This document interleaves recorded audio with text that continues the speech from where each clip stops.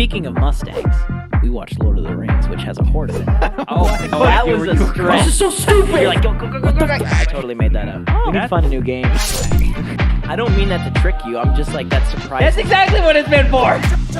I like it when it's just, there's a bad guy and he's bad. Just eat cheese. Man. Yes. This is a good morning on this particular morning. A little nipply out. I mean, nippy. I can't breathe. Really? Oh, wait. I'm not that in. Magic chair. Honestly, I would love to maybe just open this up with kind of a, maybe just a joke. Talk about the elephant in the room or Right. Yeah. whatever. But literally, I've talked to like 5 other people about this movie, just in passing, and I keep making this joke of like, so how'd you like Boobenheimer? And I'm like, that's totally what I'm calling this episode is Boobenheimer.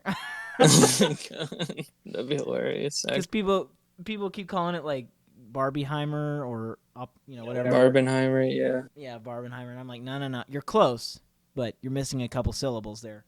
But anyway, well, first let's do this first. Then let's do what did you think as far as like without giving it a rating, but like what were your thoughts about this movie as in like the plot and the story? Like, I mean, we've talked about this obviously offline, but you said you liked it, right? Mm-hmm. Yeah, I really like it. I'm not sure if I love it yet. I want to see it at least 1 or 2 more times before I make that judgment.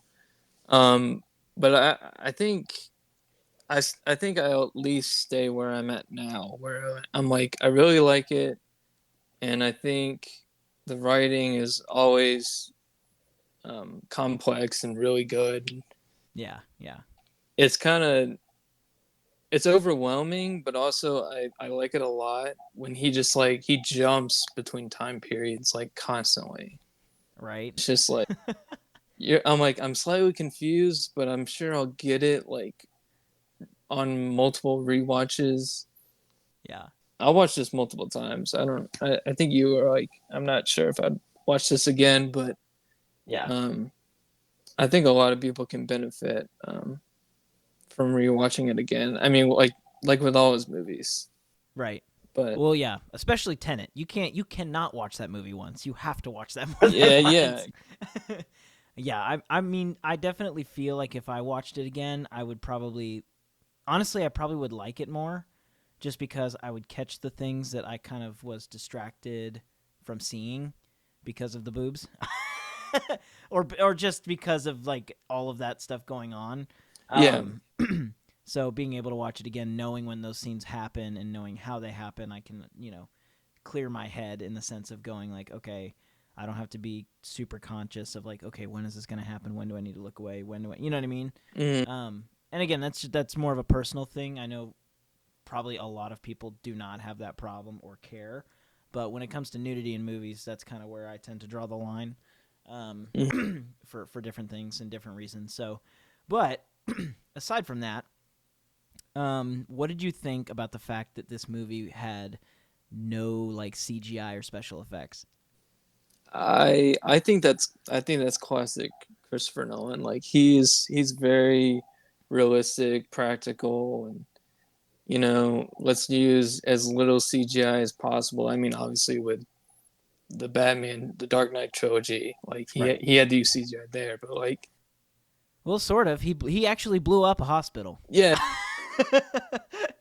But yeah, no, I totally can't get blown up anyway. So he was like, right. I'll do it for you and I'll film it. Just like, yeah, right. There weren't people in there. Yeah.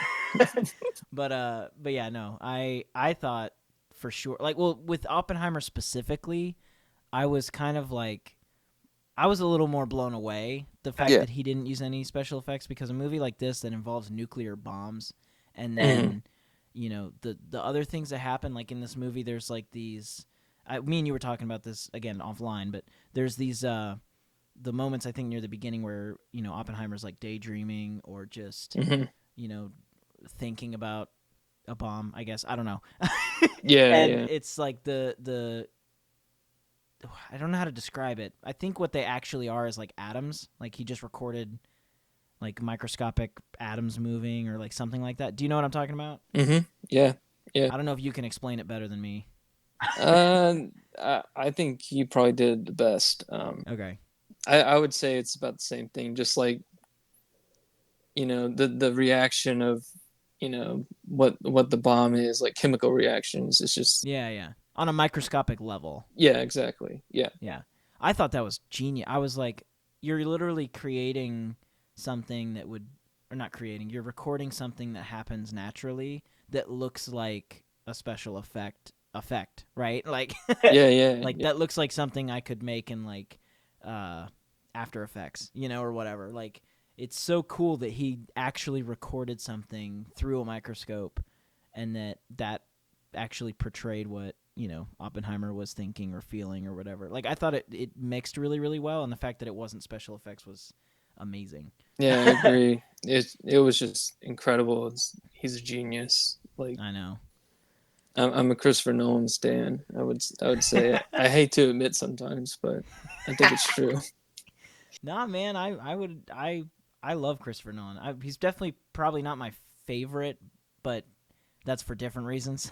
Yeah, He's yeah. definitely he's one of my favorites for sure. I would say he's probably in the top 5 of my favorite directors because Same. again, Inception holds such a deep place in my heart. Like I love that movie so much. Mm-hmm. But I was gonna ask you, how do you think? And maybe they've released this information. I just am too lazy to look it up. But how do you think they got the actual explosion of the nuke in the movie? Well, I'm not 100% sure, and I remember listening to some people talking about it. I Yeah. want to say it's like a kind of a mix of like practical, like getting certain explosions that can mimic what the atomic bomb would look like during the testing.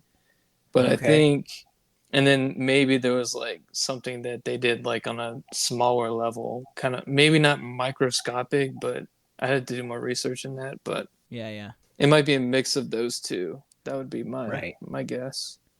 The only thing that I can say with somewhat confidence is that they didn't actually blow up a nuke.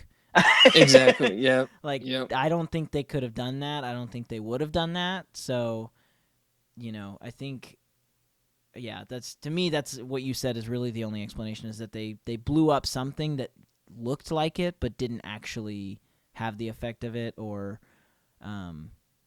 something along those lines, because it didn't really look like any sort of stock footage or of any sort. You know what I mean? Like No. I No. don't It think. looked real. Yeah.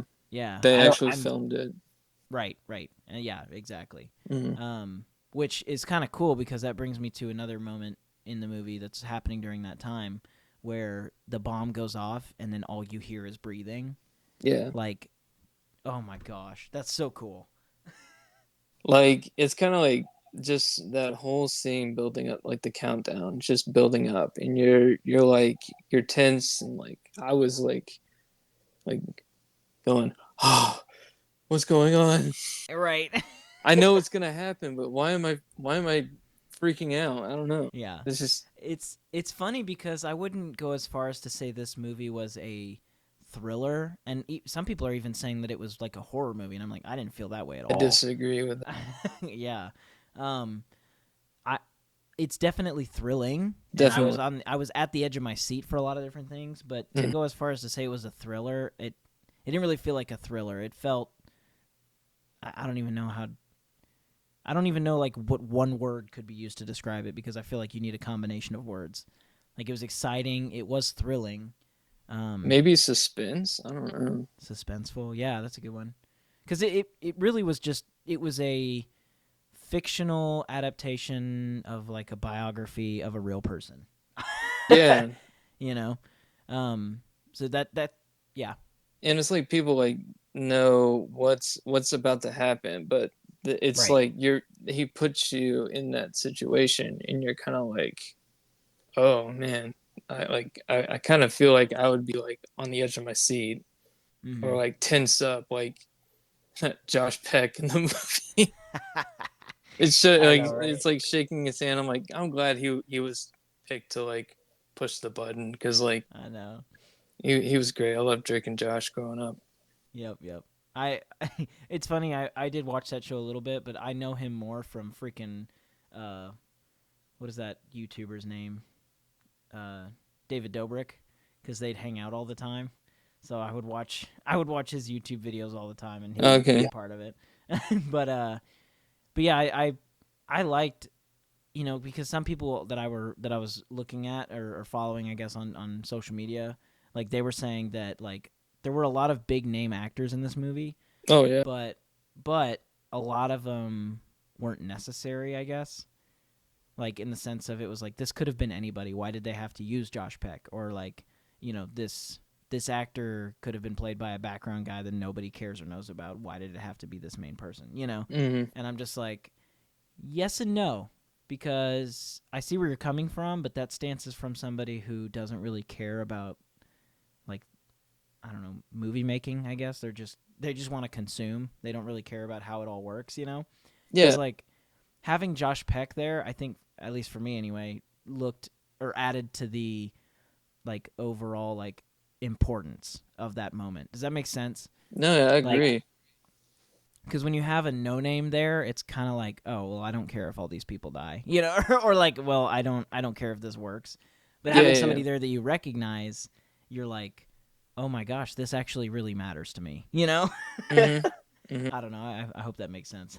Yeah, and it also kind of shows like you know all these A-list actors they you know have respect for Christopher Nolan and like just his love Right. of practicality and cinema and filmmaking. Yeah. It's just like I'll take anything. Like oh Right. I only have like one big monologue. Oh that's fine. I'll do it. Yeah. Yes. I'll take Yeah. it. Like it's like they see that there is some importance for that small part. You know. When whenever Christopher Nolan asks somebody to be in his movie, everybody ends up being they have what I call a Nicolas Cage moment. Where they don't ask questions, they just say, "I'll do it." Yep. Yep. But on that note of actors and everything, what did you think about Robert Downey Jr.'s character in this movie? Oh man, like I mean, yeah, he was great, like acting wise, but like it's just like as like a story, it's just kind of like I don't know much about the history of that. Mm-hmm. I'm just like, man, this dude's bad news. Yeah. Um, but no, he was great. Like I really loved his performance, and everybody's like, yeah, Robert Downey Jr. Best Supporting Actor for the Oscars next year, and I'm like, I agree with you. Yeah, totally.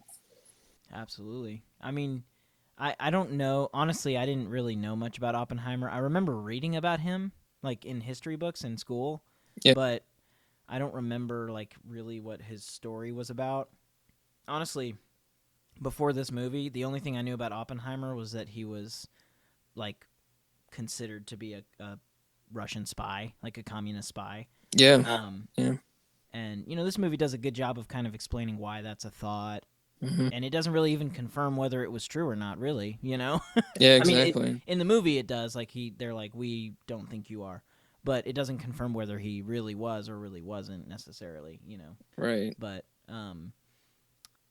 but I will say, you know, Robert Downey Jr.'s character was like a fun surprise, like in the sense of like, as far as the story goes, seeing how that character is involved and then seeing how all of this plays out and everything, and then spoiler alert, but like it's not really like a M. Night Shyamalan level twist at the end, but like that twist at the end, and you're just like, whoa, what, kind of a thing. Yeah. Again, it's thrilling or suspenseful, um, but man, I loved Robert Downey Jr.'s performance. I wouldn't go as far as to say that because he's saying that it's better than Iron Man. I don't know if I'd go that far, but Sure. Yeah. Yeah. but it was still definitely Oscar worthy because he did a really really good job of supporting the story as well as being an amazing actor in and of himself.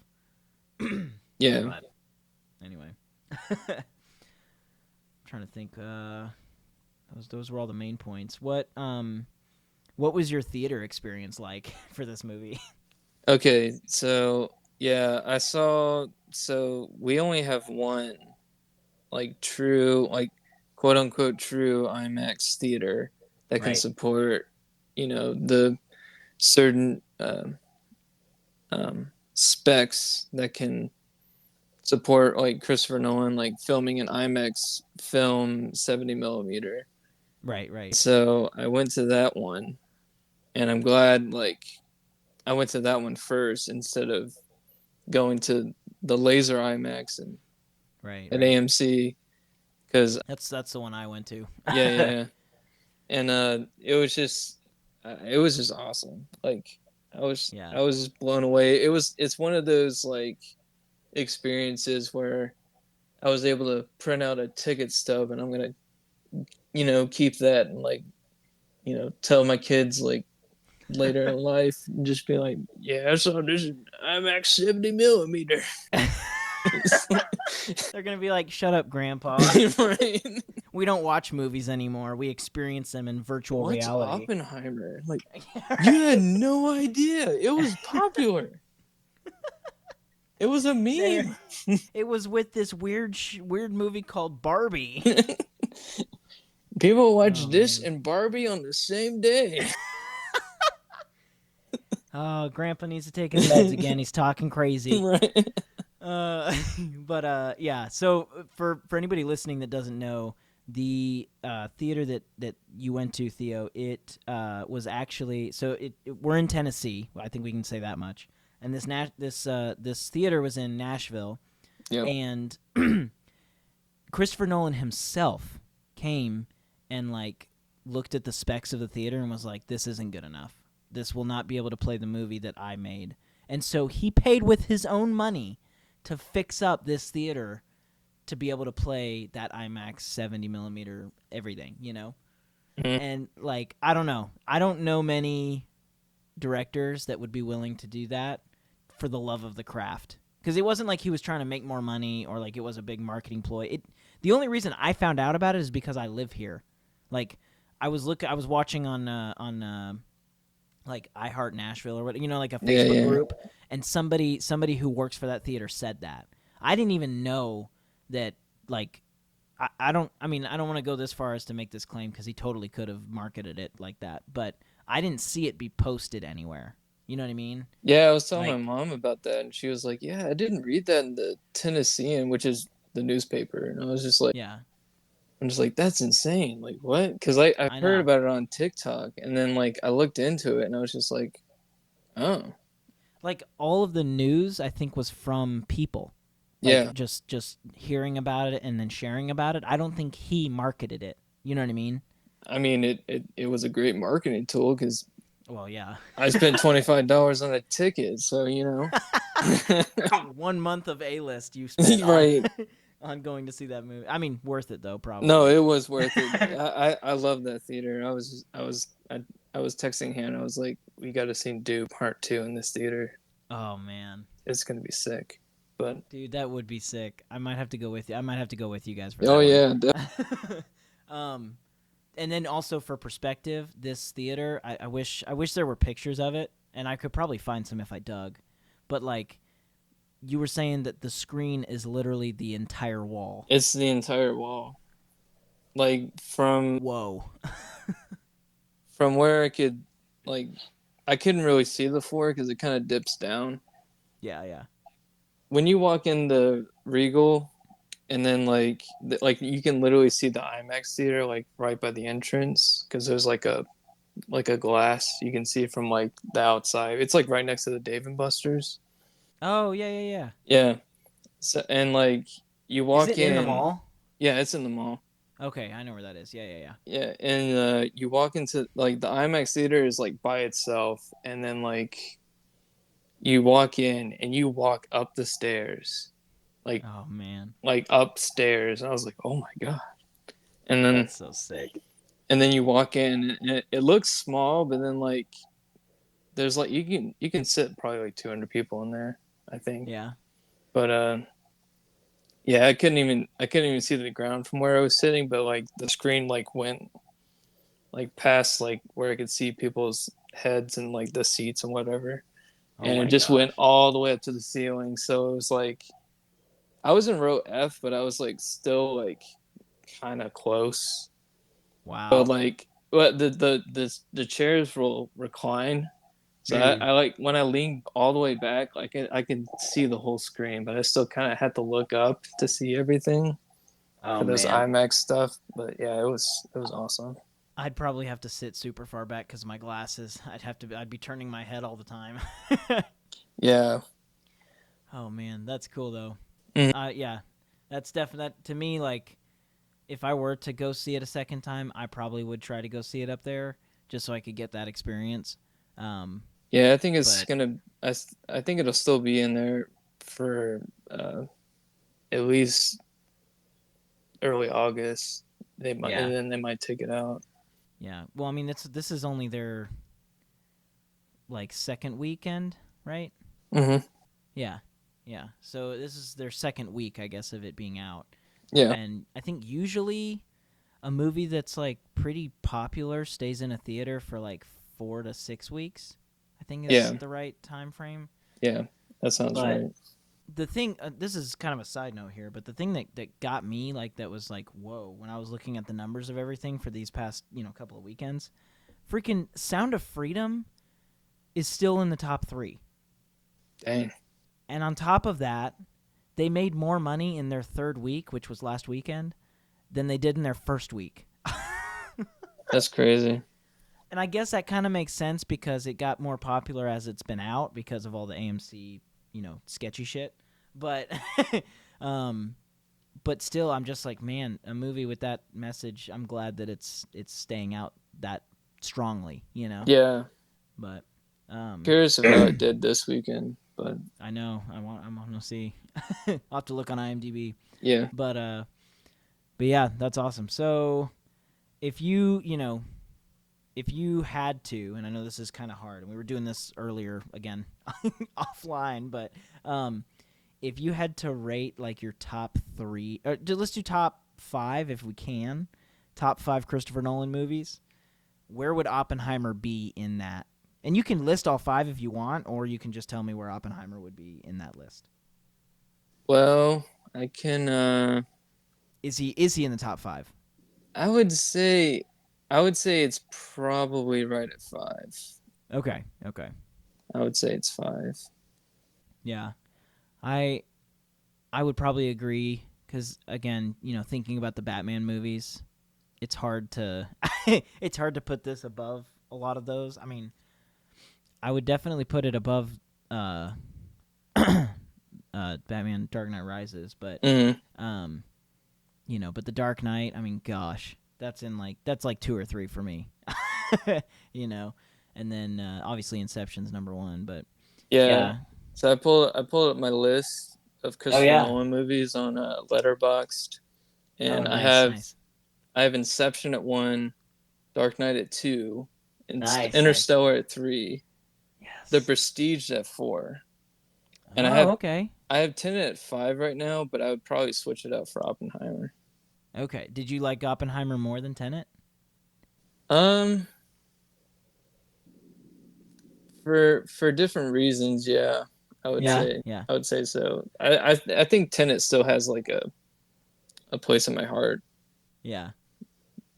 even though a lot of people hate it, which I don't know Well, why.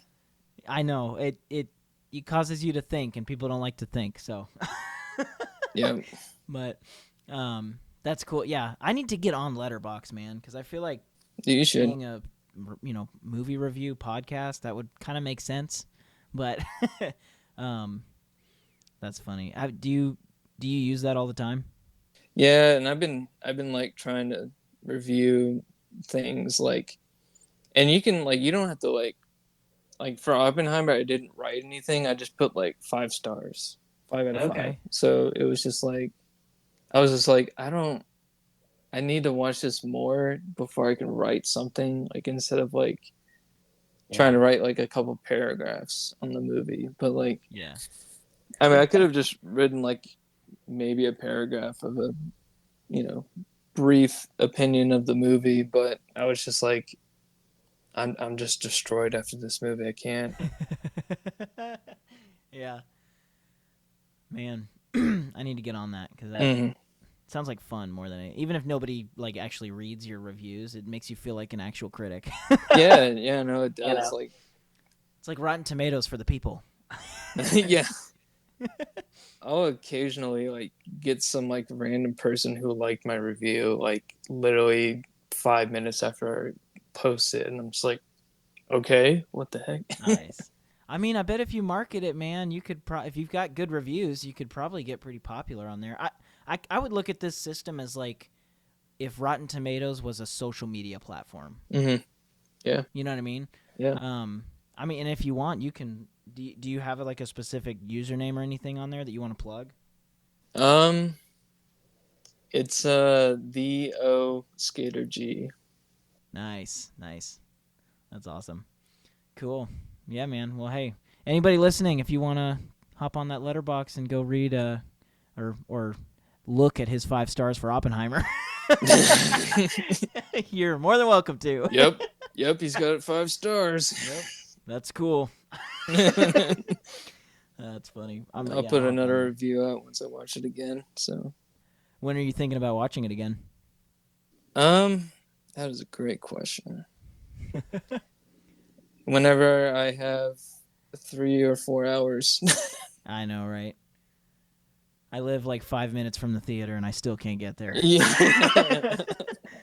Oh, I feel like that'd be me too. It's just like, yeah, it's right there, but do I want to go? Like, I don't know. It's so much time. Like, so much time. And plus, it's like the time that it would be. Like, it'd be different if we were like off work by like noon, or you know what I mean. Like, if we could actually go see like a 6 p.m. showing or something. Yeah. But most of the time, at least for me, I'm not done with work or anything. You know, my school like life until like 9 or 8. And showings are usually at like 9:30, 9:45, which means I'm not getting out of the theater until like 1 in the morning. You know, so yeah. it's like, man, I gotta work tomorrow. I don't know if I can do this. Right, you know, right. Yeah. But anyway, well, cool, man. I think that's pretty much it. Any final thoughts about Christopher Nolan's Oppenheimer? I don't know, like that last line. I was just like emotionally like distraught. I was just. I know. It's like, I was like, Strauss, you did this for nothing. Yeah. I'm just kidding. But anyway, well, cool, man. Thanks again for doing this. This was fun. Yeah, man. Always happy to talk about movies. Epic. All right, man. I'll talk to you later. All right, man.